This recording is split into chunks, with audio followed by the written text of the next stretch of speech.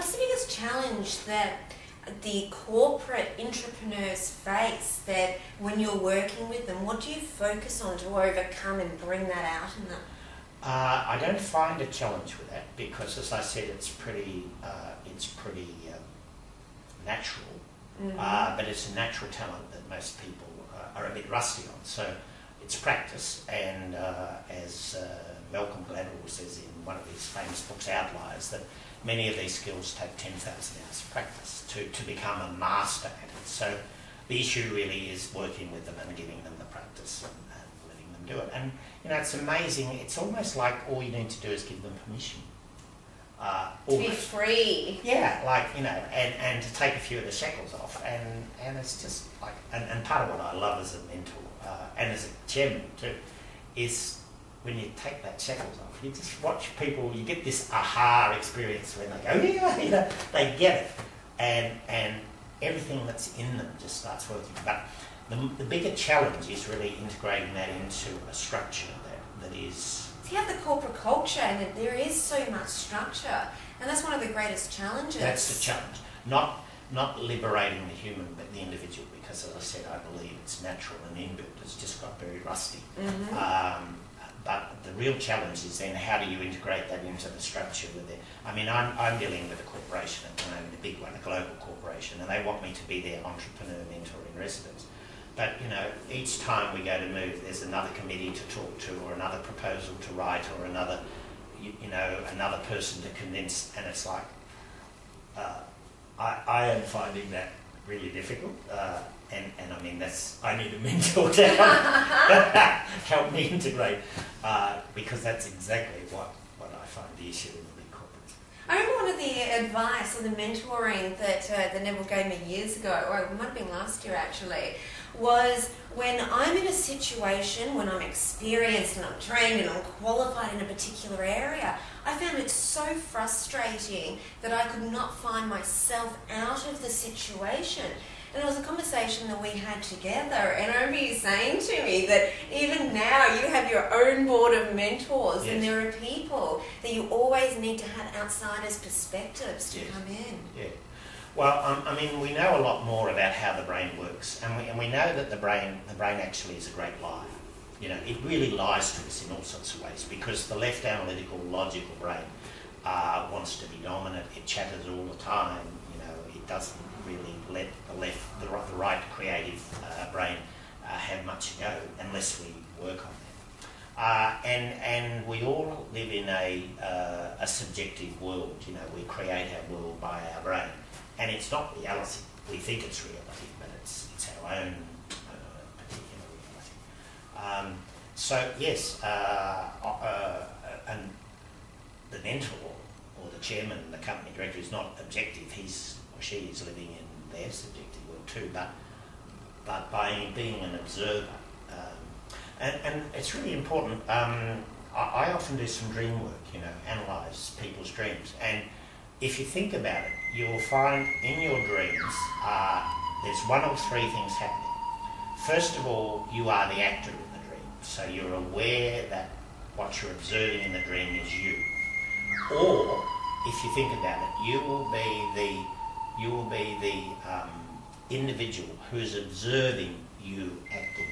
Mm-hmm. And sometimes you are a godlike creature, observing you, who is observing you as the actor.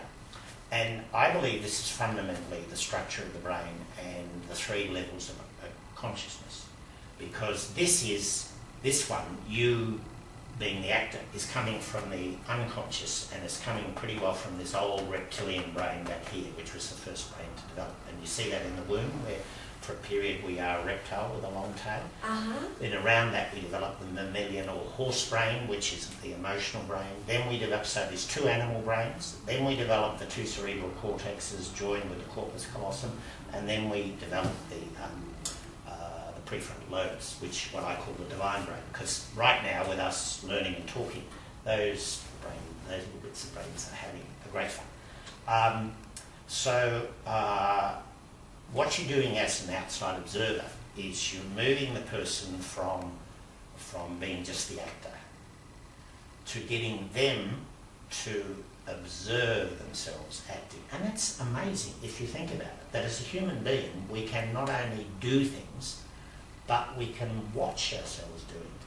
Mm-hmm. And then the most important thing is to watch ourselves doing. And that's what I call the divine aspect. You know, that's when you're getting into our super consciousness. And as people do that, the learning and the change in behaviour is divine. So when you're working with people, there are so many entrepreneurs and intrapreneurs that have fears in life, and even if they're at an unconscious level, how do you work with people to help them overcome those fears, take those steps and be creative and start creating unto themselves? A beautiful question, Lauren, because as you, I think you just sort of hinted that many of these issues are in the basement. They're in the animal brain. They're in the unconscious, if you like. I'm a great believer, and I've experienced this experientially. You know, I've gone into all sorts of altered states of consciousness, and I've learned that the inside has some dark and dirty and devious demons there. Indeed. But it's also got huge riches and wonderful and just amazing things. So the very first thing we're doing is bringing that unconscious to conscious. So, you know, watching you acting. And that process on itself, just doing it, just working with people, just feeding back so that they become aware that they're fearful. They become aware that they've got a block about creativity. They're able to say it. And then we explore that. And you remove that block. Well, they remove it, I can't. But you work with them to remove that blockage, to become aware, to see, to observe, and right. And they do it themselves. Like, you know, that's... the end, all mentoring has to be self-mentoring. In the end, yes. I know I've had aha moments from conversations we've had, and sometimes it's taken 2 or 6 months down the track, and suddenly something twigs, and it's like, oh, bang, go. Yeah, and sometimes that's the divine part. You know, you watching you acting, and as you say, sometimes it takes 6 months, and then you get it. And like each of those events are stunning. They only take, that's what I call 10-second mentoring. I know, you're one like that. Yeah, I mean, they only take that much, but they literally go to the pleasure centre of the brain, and they send chemicals through the brain, and they give you that, you know, sort of internal orgasm. You know, it's really a lovely feeling. But equally, it has a permanent life-changing impact. So how does that differ from these other types of support a lot of entrepreneurs and corporates as senior people would get in terms of psychologists and counselling and other support services that are out there? Well, I suppose part of it is, I'd have to say what I work with is holistically, I believe, and of course there's many people out there, but you know, my son had a major mental illness, and that led me to study and become experienced in Gestalt therapy, which is a very action-oriented, very doing sort of therapy rather than a talking therapy. What is that exactly? I've heard it used, but I don't have a deep understanding of it. Hard to describe, because Gestalt really has the sense of, it's a bit like the aha, when you've looked at all the bits and suddenly you put them together and you see them in a new way. You know, it's what the business world calls a synergy. It's synergistic, or the New Age world calls holistic. So the Gestalt is that aha moment when all the bits come together. So all the perspectives are suddenly seen from an objective perspective for you to be able to, aha, got it. Yes, and again, that's changing. So I've been trained in that, and I use that. You know, I've been a serial entrepreneur now since the age of 12. I'm 69 now, I'm still going. So I've got all that experience of doing. I've run major consulting companies. I've been a professional mentor for 37 years. I've been on boards.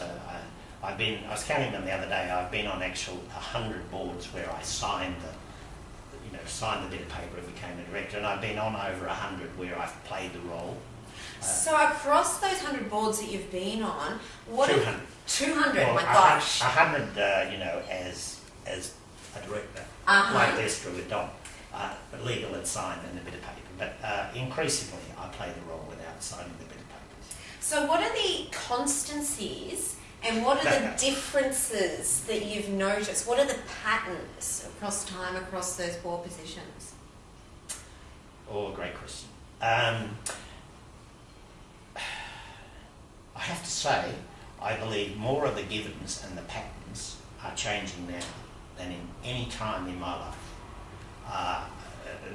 Go back 10, 15 years, nearly everybody would say to me when we first met, now my business is unique, and I'd say yes.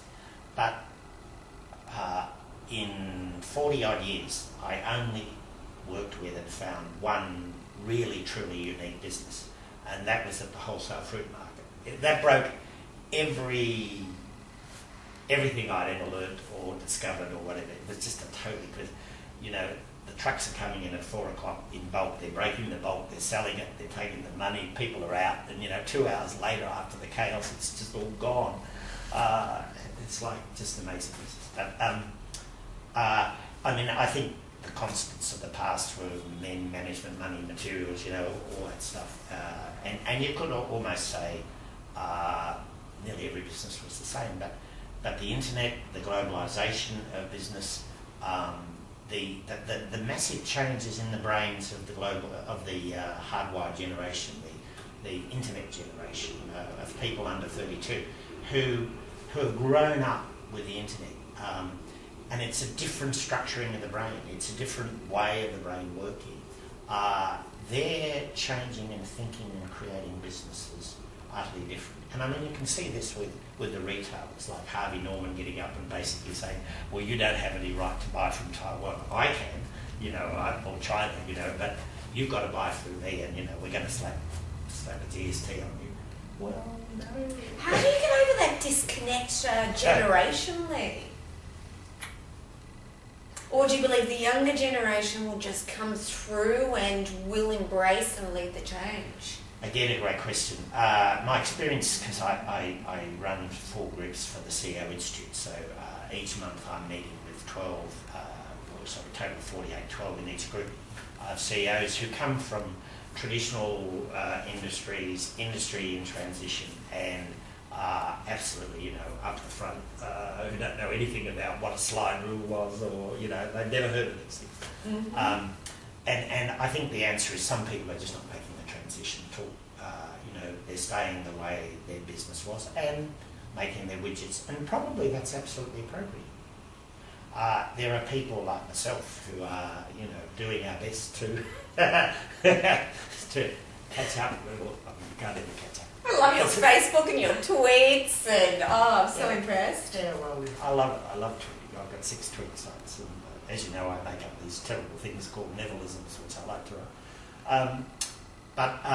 And you know, there's some people who are leading the way, and in 3 of my groups, I have the 3 youngest people in the institute, and they just challenge the life out of some of the others, including me in the groups, because they're thinking, the speed, the way they integrate their networks around the world, their ability to, you know, be totally paradoxical, you know, to keep 2 or 3 or 4 things that are logically contradictory, and instead of my generation where we had to, you know, put them in a nice little linear line of 3 ducks on the wall and, you know, getting them small, big, bigger, they don't need to do that at all. They can sort of hold these paradoxes quite happily, and, you know, play this way, this way.